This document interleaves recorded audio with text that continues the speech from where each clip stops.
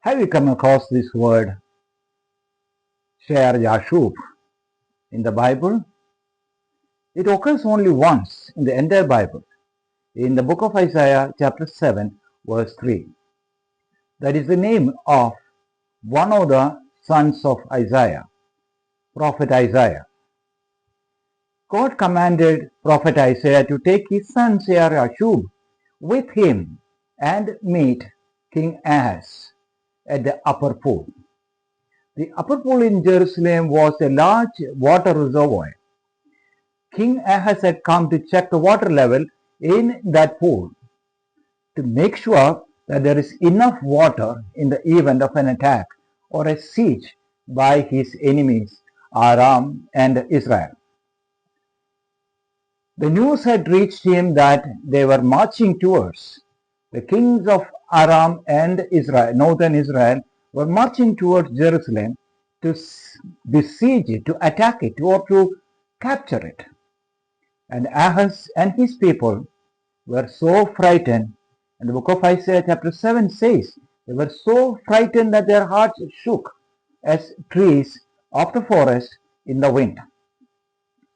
This happens in 735 BC, almost the middle of the 8th century when prophet Isaiah was ministering in Judah. And the plot of the enemy was to capture or dethrone Ahaz and replace him with a pagan king they called son of Tabeel. And it was a life and death matter for King Ahaz and his people. But God sends him with a word of assurance.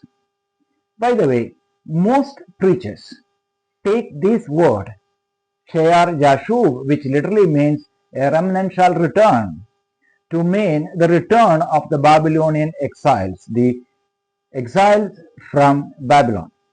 But that's a remote possibility, because exile happened only in the 6th century, in the early part of the 6th century, almost 150 years from this event. And the return from exile happened still another 70 years after this event. But I believe that this message or the symbolic name of Isaiah's son make sense in the immediate context. God assured Ahaz that if he trusted in God, God will rescue him and the enemy kingdoms will be completely wiped out within 3 years. But Ahaz did not believe him.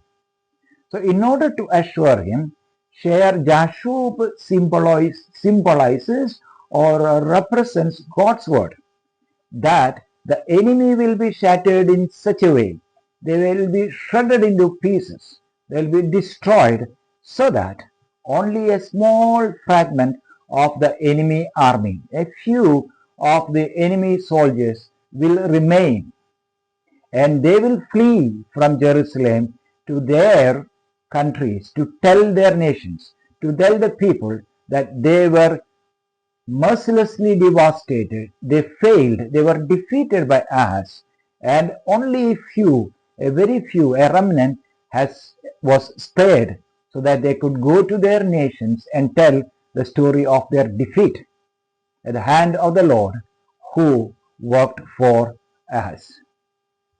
I think this makes sense, because in the overall context of hope and assurance that God declared or God prophesied through Isaiah, is a word to assure us that by God's help the enemy will be shattered, he will be delivered, and only a small remnant, a small number of enemy army will remain. And the purpose of that remnant is to tell their nations what God has done for us, to tell the defeat and how God great is, how great God is. I hope this insight helps you in your preaching and in your study of the Bible.